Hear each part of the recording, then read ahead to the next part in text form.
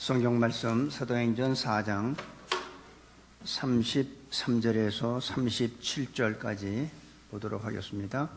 사도행전 4장 33절에서 37절. 사도들이 큰 권능으로 주 예수의 부활을 증거하니 무리가 큰 은혜를 얻어 그 중에 필족한 사람이 없으니 이는 밭과 집 있는 자는 팔아 그 판 것의 값을 가져다가 사도들의 발 앞에 두매 저희가 각 사람의 필요를 따라 나눠주미로라. 구브로에서 난 레이족이 있으니 이름은 요셉이라. 사도들이 일컬어 바나바 번역하면 권위자라 하니 그가 밭이 있음에 팔아 값을 가지고 사도들의 발 앞에 두니라. 아멘. 성령이 임하면 교회가 은혜를 받게 되고, 교회란 것은 이렇게 건물을 말하는 게 아니라 예수님을 믿는 사람들이 모인 곳이 교회죠. 그래서 성령이 임하면 은혜를 받게 되고, 은혜를 받으면 물이 넘쳐 흐르듯이 자연적으로 구제가 일어난다고 했습니다. 그런 마음이 생기는 거죠. 그러니까 누가 강요하는 게 아니라 자기 스스로 그런 마음이 생기는 거예요. 그런데 우리가 구제합시다, 선교합시다 이렇게 강요를 하면은 사실은 구제가 안 됩니다. 마찬가지로 선교도 마찬가지예요. 우리 선교합시다라고 인위적으로 하면은 선교가 되질 않습니다. 오히려 선교와 구제하는데 마음의 부담만 갖게 됩니다. 그럼 어떻게 하면은 우리가 자연적으로 이런 선교와 구제가 일어날 수 있을까 보면 은혜를 받아요. 교회가 구제를 하려면, 교회가 선교를 하려면 먼저 은혜를 받아야 돼요. 근데 우리가 어떻게 해야 은혜를 받을까? 오늘 33절에 아주 큰 은혜 받는 비결이 나와 있습니다. 사도들이 큰 권능으로 주 예수의 무엇을 증거해요? 부활을 증거하니 무리가 큰 은혜를 얻어. 지금 사도들이 다른 걸 전한 게 아니에요. 예수님의 죽으시고 부활한 것을 전하니까 큰 무리가 큰 은혜를 받았다고 그래요. 그래서 교회는 예수님에 대해서 얘기해야 돼요. 다른 얘기하면 안 돼요. 예수님의 십자가에 죽으신과 부활을 얘기하면 은혜 받게 되어 있습니다. 큰 은혜. 그 결과가 뭐냐면 큰 은혜 받으니까 사람들이 자기의 소유를 팔아서 사도들 발 앞에 갖다 주고 사도들은 그것을 각 사람의 필요에 따라서 나눠주니까 부족한 것이 없는 그런 공동체가 된 겁니다. 예수님의 부활과 구원에 대해서 말해야 됩니다. 교회는 거듭남에 대해서 얘기를 해야 됩니다. 우리는 구원에 대해서 얘기해야 돼요. 인간이 죄인이라는 걸 위해서 얘기를 해야 돼요. 예수 외에는 구원이 없다는 것을 얘기해야 돼요. 다른 얘기할 게 없어요. 우리가 무슨 사회에 참여합시다, 우리가 구제에 대해서 강조하면 구제가 일어나지 않습니다. 지난 시간에 잠깐 얘기했지만 공산주의와 하나님이 하시는 이 필요에 나눠주는 것은 전혀 다른 거예요. 공산사회에서는 부자들의 재물을 강제로 뺏어서 없는 사람을 나눠주는 거죠. 거기엔 기쁨이 없죠. 거기에는 증오가 있죠. 거기에는 미움이 있죠. 근데 사도들이 하는 거는 누가 강요한 게 아니라 성령에 임하니까 마음에 기쁨이 있고 큰 은혜가 있다 보니까 저절로 자기의 것을 자기 것으로 여기는 사람이 하나도 없어요. 나눠주는 거예요. 각 사람의 필요에 따라서. 그런데 여기서 나눠주는 게 개인이 나눠주는 게 아닌 게 굉장히 중요합니다. 이 사람들은 자기의 밭과 집을 팔아서 어디다 갖다 주냐면 사도들 발 앞에 갖다 주느니라. 이게 교회의 모습입니다. 우리가 각 개인이 누굴 도와줄 수 있어요. 하지만 성경에서는 그렇게 하는 게 아니라 자기의 소유를 팔아서 사도들 발 앞에 갖다 주니까 사도들이 각 사람의 필요대로 나누어 주는 것을 우리가 볼 수 있습니다. 오직 예수님에 대해서 말할 때 자연스럽게 일어나는 것이 바로 구제고 선교입니다. 이것이 원칙이에요. 우리가 교회에서 많은 교회들이 나름대로의 어떤 시스템을 만들고 어떤 제도가 있어서 하지만 그것이 원칙이 아니라 예수님에 대해서 얘기를 하고 예수님에 대한 얘기만 하면 이게 저절로 일어나는 거예요. 예를 들면 여러분 젖소 있죠. 젖소는 젖을 짜는 건데 그거 막 짠다고 젖이 더 나옵니까? 막 짠다고 더 나오는 거 아니에요? 아마 소가 아마 아파하겠지. 왜 이렇게 이 사람이 일어나 하고. 그런데 잘 미겨보세요. 꿀을 잘 미겨보세요. 흘러넘쳐요. 짠다고 나오는 게 아니라 강요한다고 나오는 게 아니라 잘 미기만 돼.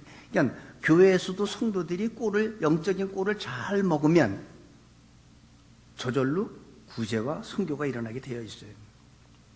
그러면 누구 책임이에요? 설교하는 사람 책임이지 뭐. 꿀을 제대로 못 먹이니까. 자연스럽게 넘치게 됩니다. 물질적 문제는 우리가 살아가면서 돈 벌는 게 얼마나 힘듭니까? 솔직히 말해서. 근데 내가 이거 어떻게 해서 번 건데 이거를 쉽게 내놓겠어요. 그런데 물질적으로 문제가 있고 지금 상황이 안 좋으면 물질을 쫓아가지 마세요. 물질을 쫓아간다고 거기에 해답이 없습니다. 물질에는 답이 없어요. 요한 3서 2절에 보면 영혼이 잘 되면 범사가 잘 되고 강건해지는 육체의 강건함도 옵니다. 그래서 물질을 쫓아가는 게 아니라 먼저 내 영혼이 잘 돼야 돼. 먼저 하나님 앞에 무릎을 꿇고 하나님한테 부르짖으세요. 그러면 영혼이 잘 되면 범사가 다 잘 돼요. 거기다가 내 육체의 강건함까지 있게 됩니다. 그래서 가장 중요한 거는 여러분들이 내가 지금 현재 환경이 어렵다, 내가 물질적으로 좀 고통받는다, 물질 쫓아가 보세요. 거기에 해답이 없어요. 거기는. 첫 번째가 영혼입니다. 내 영혼이 잘 되면 범사가 잘 돼요. 그건 약속의 말씀이에요. 거기다가 내 육체의 강건함까지도 하나님께서 허락해 줍니다. 저절로 해결되는 거예요. 34절 35절에 보니까 그 중에 핍절한 사람이 없으니 이는 밭과 집 있는 자는 팔아 그 판 것의 값을 가져다가 사도들의 발 앞에 두매 저희가 각 사람의 필요를 따라 나눠 주미러라. 어떻게 부족한 사람이 없게 됐을까요? 필절한 사람이 없다고 그랬는데 왜 필절한 사람이 없을까요? 사람들이 밭과 집을 팔아서 사도들 앞에 갖다 주니까 사도들이 각 사람의 필요에 따라서 나눠준 거예요. 풍요로운 사람한테는 덜 주고 부족한 사람한테는 더 주고 그래서 각 사람한테 필요한 만큼 다 나눠주다 보니까 필절한 사람이 없더라 그랬어요. 그러니까 사도들은 그 물질을 각 사람의 필요에 따라 나눠줘야 될 책임이 있는 거예요. 그래서 교회가 선교와 구제를 하려면 교회가 어떻게 돼요? 선교하려면 돈이 있어야 되고 구제하려도 돈이 있어야 되죠. 근데 그 돈이 어떻게 마련될까요? 철야기도 하고 금식기도 하면 돈이 생기나요? 아니죠. 우리는 구제하고 선교하려면 분명히 교회는 그거 하기 위해서 돈이 필요해요. 교회는 반드시 돈이 있어야 되는데 그래야 하나님의 일을 할 수 있으니까. 근데 우리가 철야하고 금식한다고 돈이 생기는 게 아니라는 거죠. 우리가 막 기도한다고 하나님께서 어떤 부자를 딱 보내서 우리의 필요한 돈을 딱 주는 건 아니란 말이죠. 우리가 막, 여러분들 가끔가다 뭐 그런 얘기 들었을 거예요. 뭐, 막 기도하는데, 딱 요만큼이 필요한데, 막 기도하는데, 누가 요만큼 딱 갖다 줬다고. 뭐 그런 경우도 하나님께서 하시겠죠. 근데 사도행전에 나오는 사건은 그렇진 않았어요. 어떤 제3자가 온 게 아니에요. 자기들 안에서, 우리 안에서 해결이 됐다는 거죠. 그러니까 문제는 하나님이 주시는 건 뭐냐면 남이 아니다. 너희가 해결하는 거죠. 여기서 보는 건. 누군가 우리를 도와줄 것으로 생각하지 마시라는 겁니다. 기도 응답은 누군가가 아니라 바로 나라는 거예요. 바로 우리라는 거예요. 그런데 그러면 목사님 그러면 A라는 사람이 돈이 많으니까 그 사람 보고 좀 이렇게 나눠 쓰게 하죠. 그것도 아니라는 거예요. 하나님께서 그 사람의 마음에 감동을 주고 은혜를 주면 그 사람이 스스로 내놓는 거지. 그 사람은 내놓을 마음이 없는데 그 사람한테 당신 돈 많으니까 지금 내놔야지. 성경에서 이게 집하고 밭을 팔라고 그랬는데 그거는 또 그렇게 말하면 안 된다는 거지. 이거는 성령이 임하면 하는 거예요. 우리가 인위적으로 하는 게 아니라는 거죠. 인위적으로 하는 건 누가 해요? 공산사회, 공산주의들이. 말로 듣기로는 그 러시아의 그 푸틴 대통령의 재산이 빌 게이츠보다 더 많대요. 어떻게 공산사회에서 그게 가능할까요? 그 사람들은 뺏는 거예요. 그리고 가난한 사람은 더 가난해져. 나눠주질 않아. 다. 네 것도 내 거, 내 것도 내 거.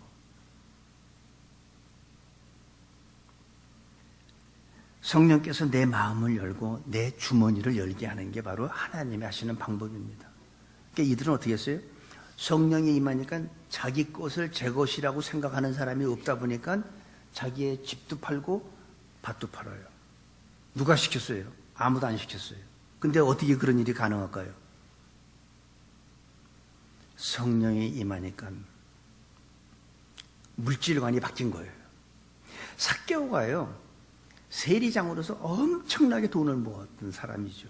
뭐 키가 작으니까 어렸을 때 얼마나 놀림 받았을 거예요. 뭐 땅꼬마 뭐 이렇게 해서 상처가 많았겠죠. 근데 자기의 재산의 절반을 어떻게 내놨어요? 누가 시켰어요? 아니요. 예수님을 만나니까. 예수님한테 삭개오는 아무것도 얻은 게 없어요. 삭개오야 내려오너라. 내가 오늘 네 집에 유하여야겠다. 그 말 한마디예요. 예수님이 나를 만나준 거예요. 거기에 자기 재산의 절반을 내놓고 자기가 누구한테 토색한 것이 있으면 4배나 갚겠다고 물질관이 바뀐 거예요. 하나님을 만나면 우리의 물질관이 바뀌게 됩니다. 여기에서 나오는 사람들도 성령이 임하니까 성령 하나님을 만나니까 어떻게 돼요? 자기의 집과 밭을 내 소유였는데 이제는 자기 것으로 여기지 않고 하나님을 위해서 기쁜 마음으로 감사한 마음으로 내놓는 게 바로 하나님의 방법입니다. 그러니까 내 마음이 열리고 내 주머니가 열리는 거예요. 내 통장이 열리는 거예요. 그러니까 누구한테 성경에 그렇게 목사님이 얘기했잖아. 그거 내놔. 하지 말라는 거예요. 하나님이 내놓게 하는 거예요. 하나님이. 해답은 우리한테 있습니다. 하나님이 주신 것을 사도들 발 앞에 갖다 놓으니까 사도들이 각 사람의 필요에 따라서 나눠주는 거예요. 이게 교회는 이걸 해야 돼요. 교회 사명은 설교만 하는 게 아니라 각 사람의 필요를 살펴봐야 된다는 거죠. 초대교회 성도들은 자신의 소유를 팔아서 사도들에 맡기고 교회로 하여금 이런 일들을 하게 한 것입니다. 그러니까 교회는 막중한 사명이 있는 거죠. 그죠? 교회는 성도들이 낸 집과 밭을 팔아서 낸 헌금을 특히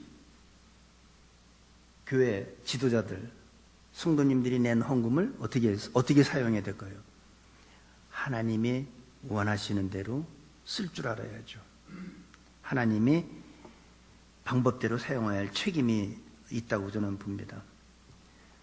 그래서 이 사도들을 발 앞에 두니라가 얼마나 중요하냐면 만약에 김철 집사님이 비즈니스를 팔았어.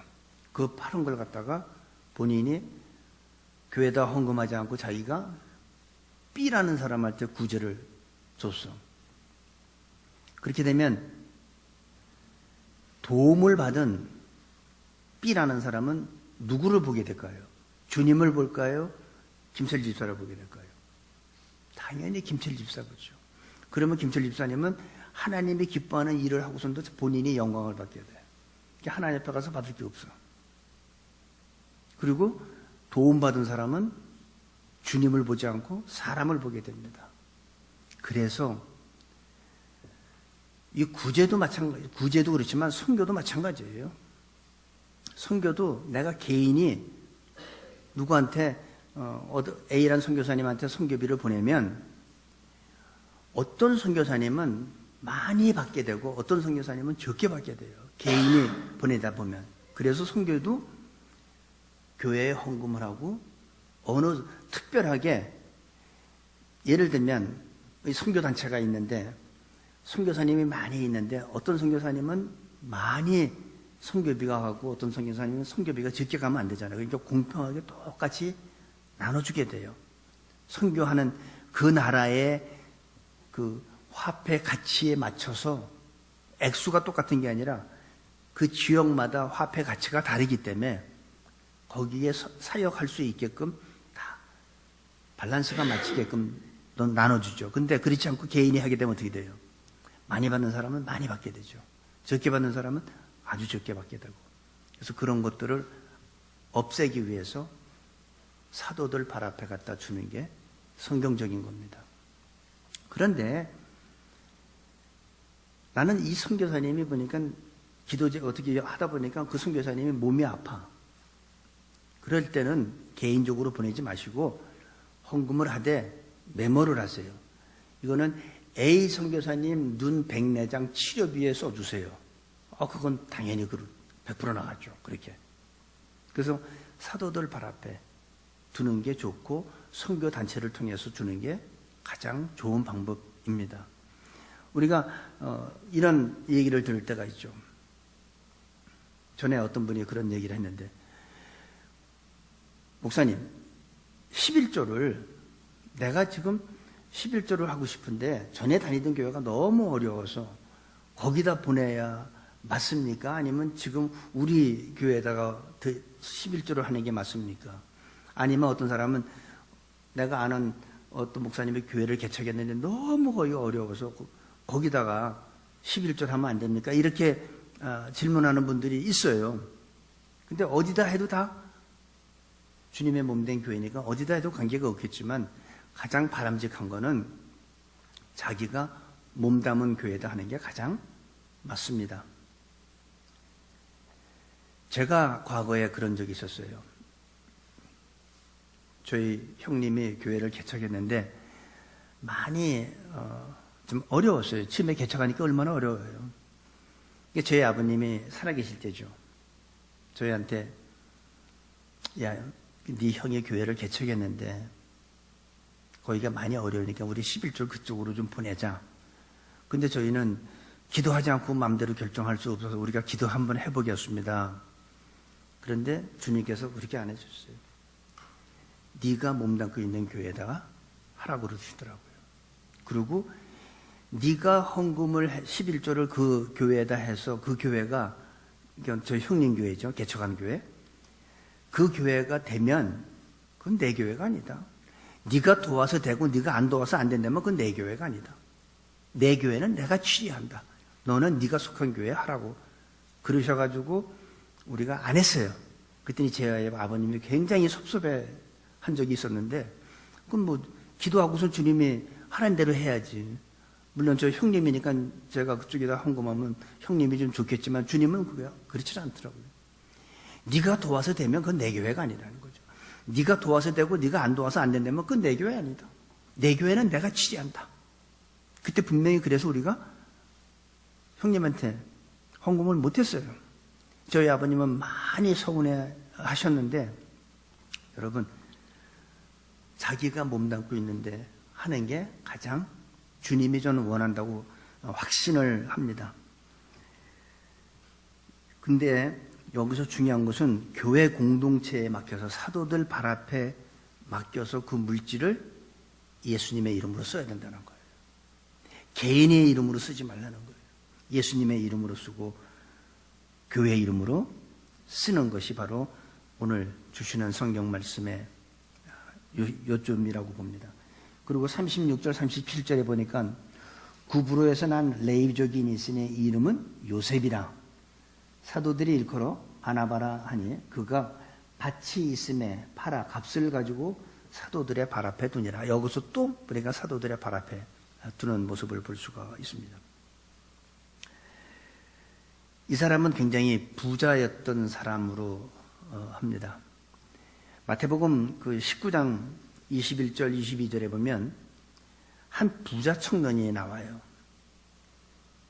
어떻게 하여야 영생을 얻을 수 있습니까? 하니까 예수님께서 그 부자 청년한테 네 소유를 팔아 가난한 자들에게 나눠주고 너는 나를 쫓으라 하니까 이 부자 청년이 재물이 너무 많아서 근심하다가 예수님을 안 쫓아요. 그런데 이 바나바가 그 부자 청년이라고 추측하는 사람들이 있어요. 근데 저도 그것이 뭐 이렇게 꼭 성경적으로는 답을 드릴 수는 없습니다. 하지만 그 사람이 부자 청년이란 사람이 그렇게 했다고 해석하는 사람도 있는데 어느 게 옳고 그런지 모르지만은 어쨌든 이 바나바라는 사람은 자기의 밭을 팔아서 그 돈을 사도들 발 앞에 놨다. 그래서 여기서 뭐라고 그러냐면 이름은 요셉이라 사도들이 일컬어 바나바, 번역하면 권위자라 하니 하고 바나바라는 사람이 나옵니다.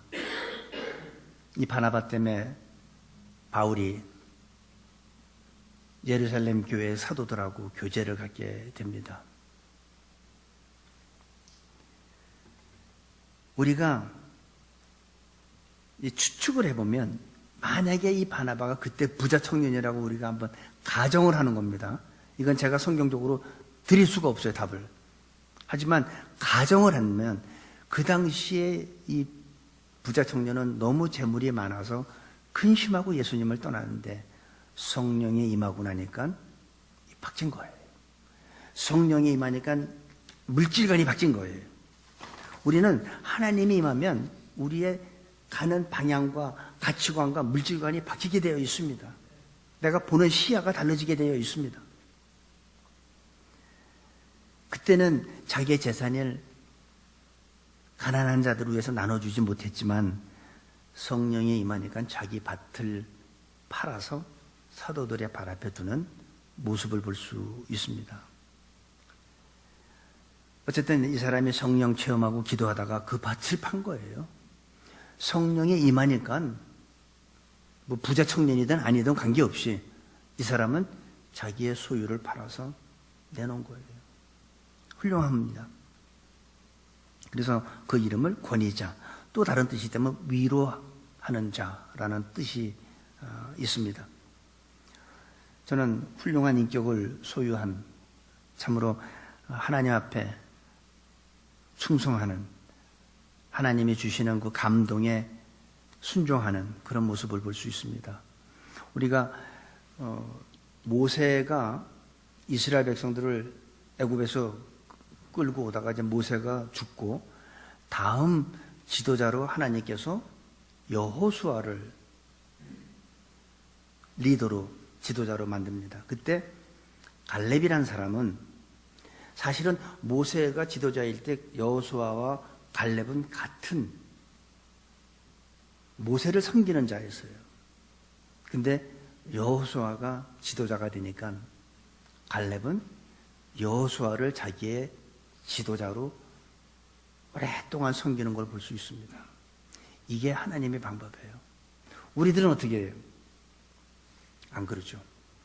하나님이 하시는 건 하나님이 하시는 그 방법에 순종하는 게, 근데 우리는 너나 나나 똑같은데 똑같이 우리는 모세를 섬겼는데 왜 네가 지도자고 나는 네 밑에 내가 있어야 돼?